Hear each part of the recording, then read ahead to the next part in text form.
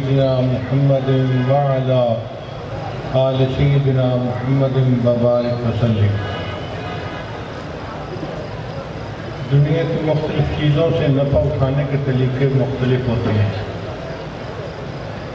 ہوا سے نفع اٹھانے کے طریقے اور ہیں، آگ سے نفع اٹھانے کے طریقے اور ہیں، پانی سے نفع لینے کے طریقے اور ہیں، بجلی سے نفع لینے کے طریقے اور ہیں۔ ذہن میں سوال پیدا ہوتا ہے کہ اللہ تعالیٰ کے خزانوں سے نفع لینے کا طریقہ کیا ہے؟ اس بات کو سمجھانے کے لیے حضرات انبیاء کرام تشریف لائے اور انہوں نے آ کر یہ بات سمجھائی کہ لوگوں، اگر تم دین پر عمل کرو گے تو اللہ کے خزانوں سے سب سے زیادہ نفع لینے والے بن جاؤ گے۔ اگر تم دین کو اپناؤ گے تو اللہ تعالیٰ تمہارے لیے اپنے خزانوں کے دروازے کھول دیں گے، اور جب دین زندگیوں سے نکل جائے گا تو تم نعمتوں سے بھی محروم ہو جاؤ گے۔ قرآن مجید میں اللہ تعالیٰ ارشاد فرماتے ہیں وَضَرَبَ اللَّهُ مَثَلًا قَرْيَةً كَانَتْ آمِنَةً مُطْمَئِنَّةً، اور اللہ مثال بیان فرماتا ہے ایک ایسے بستی والوں کی جن کے پاس امن بھی تھا، اطمینان بھی تھا۔ دو لفظ استعمال کیے، دو لفظوں کے استعمال کرنے میں بھی حکمت ہے۔ ایک ہوتا ہے اندر کے خدشار کا خوف، ایک ہوتا ہے باہر کے دشمن کا ڈر۔ ان کو کوئی بھی ڈر نہیں تھا، نہ بدامنی کا ڈر تھا، نہ باہر سے کسی کے حملے کا ڈر تھا۔ کانت آمنۃ مطمئنہ یأتیہا رزقہا رغداً من کل مکان، چاروں طرف سے ان کے اوپر رزق کی بارش ہوتی تھی۔ فکفرت بانعم اللہ، انہوں نے اللہ کی نعمتوں کی ناشکری کی۔ فأذاقها اللہ لباس الجوع والخوف بما كانوا یصنعون، اللہ تعالیٰ نے ان کو بھوک اور خوف کا لباس پہنا دیا، کام ہی ایسے کرتے ہیں۔ آج دیکھیے ہم چکے اپنی زندگیاں دین سے ہٹ کر رسم و رواج کے مطابق گزار رہے ہیں، اس کا وبال یہ ہے کہ اللہ تعالیٰ کی نعمتوں کے دروازے بند ہوئے ہیں، ہاتھ میں کاسا پکڑا ہوا ہے اور ہم کفار سے مدد مانگتے پھرتے ہیں۔ اللہ کے خزانوں سے نفع لینے کے لیے اگر ہم دین کو اپنی زندگی میں لاگو کر لیں تو پھر ہماری زندگی کی کوئی پریشانی نہیں رہے گی۔ ایک بات ذہن میں رکھیے، انسان کی ضروریات ایک دوسرے کے ساتھ وابستہ ہیں۔ جب لینے میں آ جاتے ہیں تو ایک دوسرے سے عداوتیں بڑھتی ہیں، اور جب دینے پہ آ جاتے ہیں تو ایک دوسرے کے ساتھ محبتیں بڑھتی ہیں۔ آج ہم لینے کے موڈ میں ہیں، آپس میں عداوتیں بڑھ رہی ہیں، دشمنیاں بڑھ رہی ہیں۔ ایک وقت تھا جب ہم اللہ سے لیتے تھے اور مخلوق کو دیتے تھے، تو دینے کی وجہ سے ہمارے درمیان محبتیں بڑھتی تھیں۔ ہر مومن دوسرے کو دینے والا تھا، دوسرے پہ خرچ کرنے والا تھا، اور اللہ تعالیٰ نے نعمتوں کی بارش کر دی تھی۔ صحابہ رضی اللہ تعالیٰ عنہ کی زندگیوں کو دیکھو، ابتدا میں ان کو مشکلات آئیں، لیکن جب انہوں نے دین کو اپنی زندگیوں میں اچھی طرح لاگو کر لیا تو کیسر و کسریٰ کے خزانے اللہ نے ان کے قدموں پر ڈال دیے۔ حضرت انس رضی اللہ عنہ فرمایا کرتے تھے کہ میں لکڑی کاٹنے والے کلہاڑے سے سونے کی اینٹ کو کاٹا کرتا تھا۔ آپ بتائیے وہ کتنا سونا ہوگا کہ جس کو کاٹنے کے لیے لکڑی توڑنے والے کلہاڑے کی ضرورت ہے۔ اتنا مال اللہ نے ان کے قدموں میں ڈال دیا تھا، مگر ان کے دل میں مال کی محبت نہیں تھی، اسی لیے مال ان کی نظر میں کوئی حیثیت نہیں رکھتا تھا۔ حضرت علی اللہ نے فرمایا کرتے تھے یا صفرا یا بیضا در غیری، اے سونا اے چاندی میرے غیر کو دھوکہ دے، میں تیرے دھوکے میں پڑنے والا نہیں ہوں۔ اللہ نے ان کے رزق کو اتنا بڑھا دیا تھا کہ حضرت عمر رضی اللہ عنہ کے دسترخوان پر ایک دن میں 65,000 مہمان کھانا کھایا کرتے تھے۔ آپ بتائیے، آپ نے کوئی سخی دیکھا، آج کے دور میں کوئی نواب دیکھا یا کوئی ایسا بندہ دیکھا کہ جس کے دسترخوان پہ 10,000 بندے کھانا کھائیں؟ حضرت عمر رضی اللہ عنہ کے دسترخوان پہ 65,000 بندے روزانہ کھانا کھایا کرتے تھے۔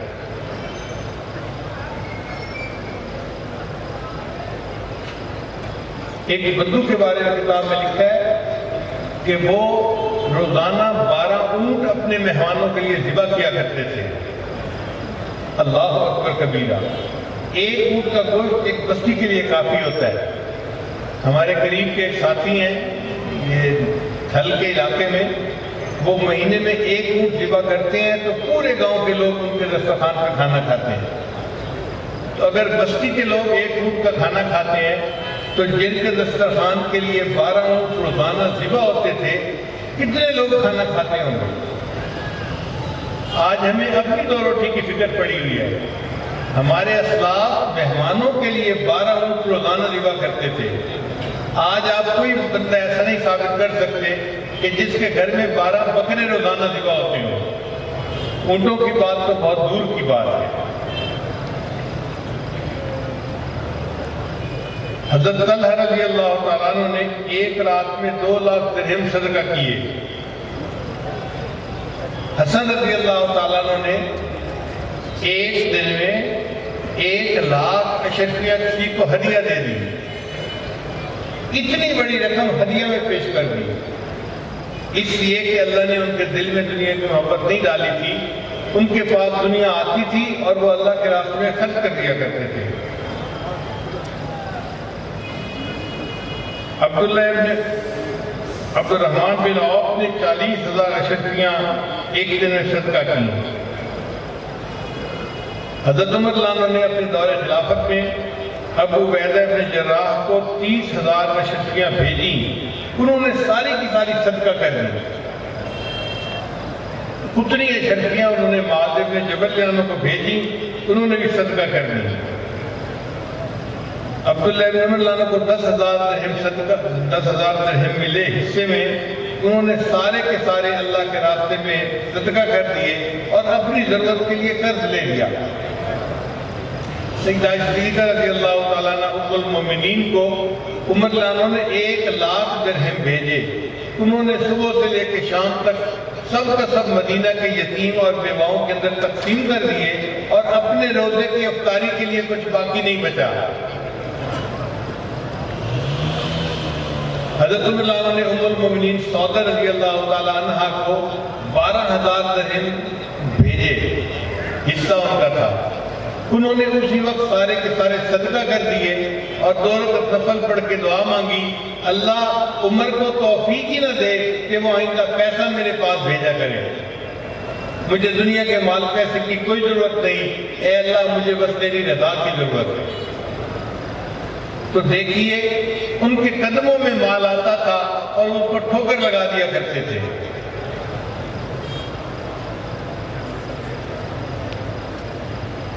علامہ اقبال نے مومن کے بارے میں لکھا، اس کی امیدیں قلیل، اس کے مقاصد جلیل، اس کی ادا دل فریب، اس کی نگاہ دل نواز.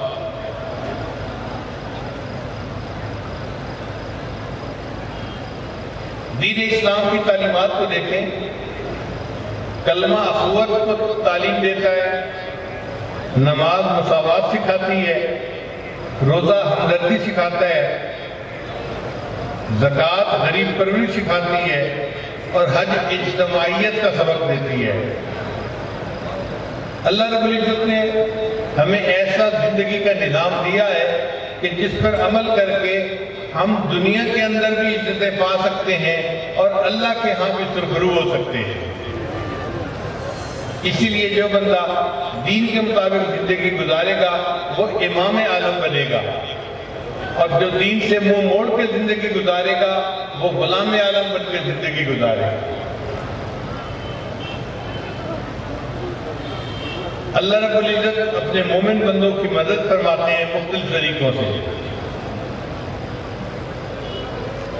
دیکھیے شروع میں صحابہ کرام تھوڑے تھے، کفار کی تعداد بہت زیادہ تھی، مگر اللہ نے صحابہ کرام کو ہر میدان میں فتح عطا فرما دی. قرآن مجید میں اللہ فرماتے ہیں وَاذْكُرُوا، تم یاد کرو اس وقت کو اِذْ أَنْتُمْ قَلِيلٌ، تم تھوڑے تھے، مُسْتَضْعَفُونَ فِي الْأَرْضِ، زمین کے اندر کمزور تھے، تخافون تم ڈرتے تھے، ایتخطفکم الناس کہ انسان تمہیں کہیں اچک نہ لیں، فآواکم اس اللہ نے تمہیں ٹھکانہ دیا، وأیدکم بنصرہ اور اپنی مدد سے تمہیں مضبوط کر دیا، لعلکم تشکرون تاکہ تم اللہ کا شکر ادا کر سکو۔ جب پلڑے میں اللہ کی مدد کا وزن آ جاتا ہے تو وہ پلڑا ساری کائنات سے جھک جایا کرتا ہے۔ اللہ تعالیٰ ارشاد فرماتے ہیں کم من فئۃ قلیلۃ غلبت فئۃ کثیرۃ باذن اللہ، کتنی بار ایسا ہوا اللہ نے ایک تھوڑی جماعت کو ایک کثیر جماعت کے اوپر غالب کر دیا، واللہ مع الصابرین، اللہ تو صبر کرنے والوں کے ساتھ ہے۔ ہمارے حضرت سید عالم رحمۃ اللہ اس کا ترجمہ یوں فرماتے تھے کم من فئۃ قلیلۃ غلبت فئۃ کثیرۃ باذن اللہ، کتنی بار ایسا ہوا اللہ نے چڑیوں سے باز مروا دیے اور اللہ تو صبر والوں کے ساتھ ہوتا ہے۔ تو جب اللہ مدد فرماتے ہیں تو چڑیوں سے باز مروا دیا کرتے ہیں۔ محترم جماعت، ہم اپنے دشمنوں کو نہیں جانتے، اللہ تعالیٰ فرماتے ہیں واللہ اعلم باعدائکم، اللہ جانتا ہے تمہارے دشمنوں کو، اور پھر ساتھ یہ بھی فرماتے ہیں وَلَن يَجْعَلَ اللَّهُ لِلْكَافِرِينَ عَلَى الْمُؤْمِنِينَ سَبِيلًا، ایسا ہرگز نہیں ہو سکتا کہ اللہ کافروں کو ایمان والوں تک پہنچنے کا راستہ دے دے۔ جیسے ہم گفتگو کرتے ہوئے کہتے ہیں نا فلاں بندہ تو میری راہ سے گزر کے جائے گا پھر میرے بیٹے کو ہاتھ لگائے گا، بالکل یہی مفہوم بنتا ہے اس آیت کا۔ اللہ فرماتے ہیں کہ جو میرے ایمان والوں تک پہنچنا چاہے گا پہلے مجھ سے نمٹے گا پھر ایمان والوں تک جا سکے گا۔ وَلَن يَجْعَلَ اللَّهُ لِلْكَافِرِينَ عَلَى الْمُؤْمِنِينَ سَبِيلًا، اور دیکھو کتنی بار ایسا ہوا ایمان والے تھوڑے تھے اور ان کو ڈرایا جاتا تھا کہ دیکھو کافر زیادہ ہیں، وہ آ رہے ہیں تمہیں ختم کر کے رکھ دیں گے، مگر ایمان والوں کے ہمت میں کوئی کمی نہیں آتی تھی۔ غزوہ احزاب میں کیا ہوا؟ کفار کا لشکر چاروں طرف سے انہوں نے مسلمانوں کو گھیر لیا۔ لوگ کہتے تھے ان الناس قد جمعوا لکم فاخشوہم، لوگ تمہارے لیے جمع ہو کے آ گئے ہیں تم ڈرو، اور ایمان والوں کا یہ حال تھا وزادہم ایمانا وتثبیتا، ان کا ایمان اور زیادہ بڑھ گیا تھا۔ اللہ نے مختلف مواقع کے مدد فرمائی لقد نصرکم اللہ ببدر ما انتم اذلہ، لقد نصرکم اللہ فی مواطن کثیرۃ ویوم حنین، اللہ نے مدد کی، حنین میں اللہ نے فتح عطا فرمائی، بدر میں فتح عطا فرمائی، احد اور خندق میں فتح عطا فرمائی۔ یہ اللہ ہی کی مدد تھی جس نے مسلمانوں کو سرخرو کیا اور اللہ تعالیٰ نے ان کو کامیاب فرما دیا۔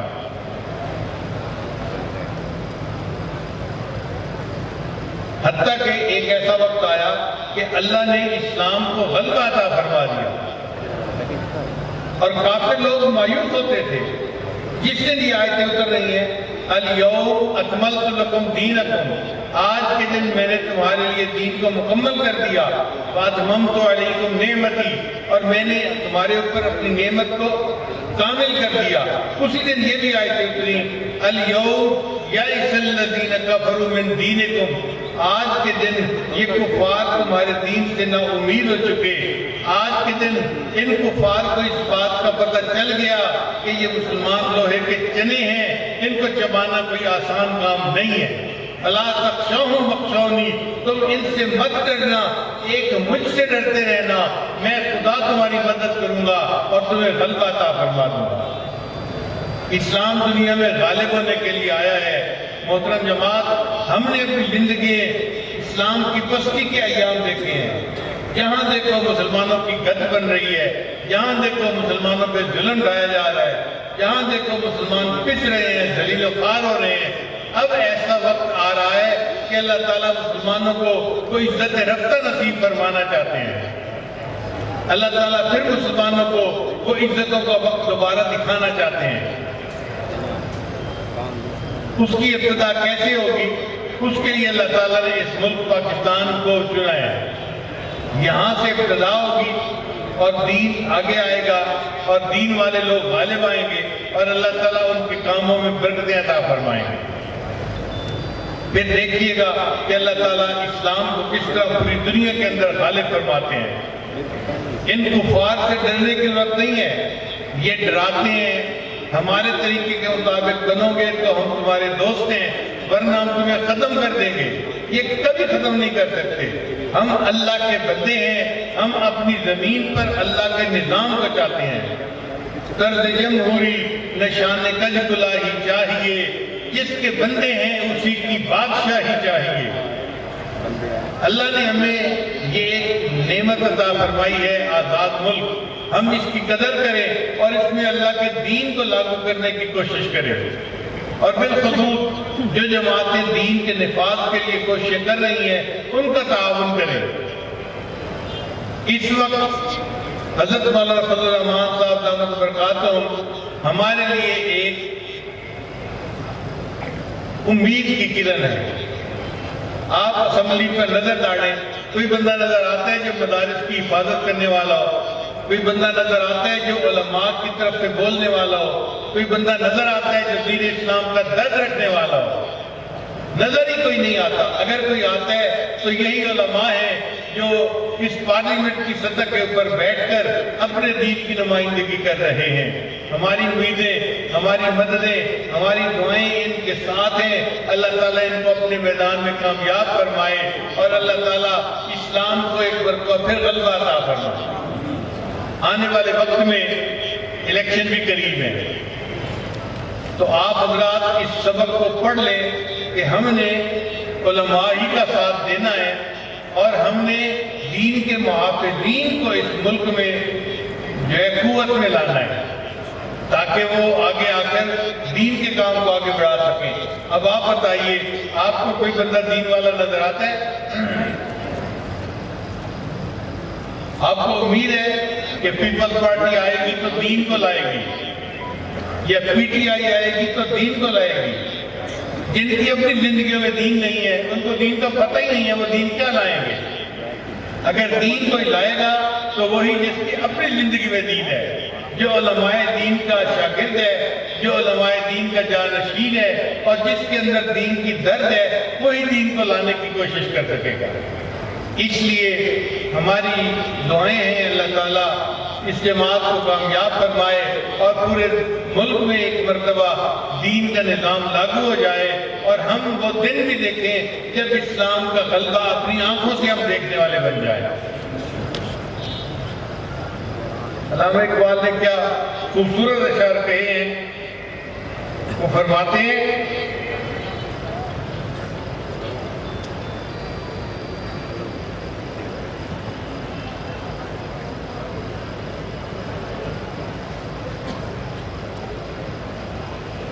عقل ہے تیری سفر، عشق ہے شمشیر تیری۔ سفر کہتے ہیں ڈھال کو کہ انسان دشمن کے وار سے بچتا ہے۔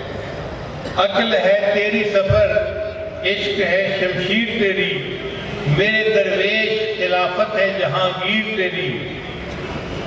ماں سو اللہ کے لیے آگ ہے تکبیر تیری، تو مسلمان ہے تو تدبیر ہے تقدیر تیری۔ اگر تو صحیح معنوں میں مسلمان ہے، جو تو تدبیر بنائے گا اللہ تیری تدبیر کو تیری تقدیر بنا دیا کریں گے۔ عقل ہے تیری سفر، عشق ہے شمشیر تیری، میرے درویش خلافت ہے جہانگیر تیری۔ ماں سو اللہ کے لیے آگ ہے تکبیر تیری، تو مسلمان ہے تو تقدیر ہے تدبیر تیری۔ کی محمد سے وفا تو نے تو ہم تیرے ہیں۔ اگر تو نے محمد صلی اللہ علیہ وسلم کے ساتھ وفا کی، اللہ فرماتے ہیں اے میرے بندے ہم تیرے ہیں، یہ جہاں چیز ہے کیا لوح و قلم تیرے ہیں۔ تو ہم اگر دین کے لیے کھڑے ہو جائیں گے اور اس کا تعاون کریں گے، اس کے بدلے اللہ ہماری مدد کرے گا اور ہمارے قدموں کو زمین میں جما دے گا۔ اللہ قرآن میں فرماتے ہیں یا ایھاالذین آمنوا اے ایمان والو ان تنصروا اللہ ینصرکم ویثبت اقدامکم، اگر تم اللہ کی مدد کرو گے، اللہ کی مدد کرنے کا کیا مطلب؟ کیا اللہ کے خزانوں کو چور اور ڈاکو پڑ گئے ہیں جو اللہ کو مدد کی ضرورت ہے؟ نہیں، اس سے مراد یہ ہے اگر تم اللہ کے دین کی مدد کرو گے ینصرکم، وہ تمہاری مدد کرے گا، ویثبت اقدامکم، اور تمہارے قدموں کو جما دے گا۔ ہم دین کے لیے کھڑے ہو جائیں گے، اللہ تعالیٰ ہماری مدد فرمائیں گے اور ہمارے قدموں کو جما دیں گے۔ آج کے اس اجتماع میں ہم دلوں میں یہ عہد کر لیں کہ ہم انشاءاللہ اپنی ووٹ کی پرچی کے ذریعے سے ان علماء کرام کو قوت میں لائیں گے تاکہ یہ دین کا کام کر سکیں، اور اللہ ہمیں اسلام کا غلبہ ایک مرتبہ پھر آنکھوں سے دیکھنے کی توفیق عطا فرمائے۔ وآخر دعوانا ان الحمد للہ رب العالمین۔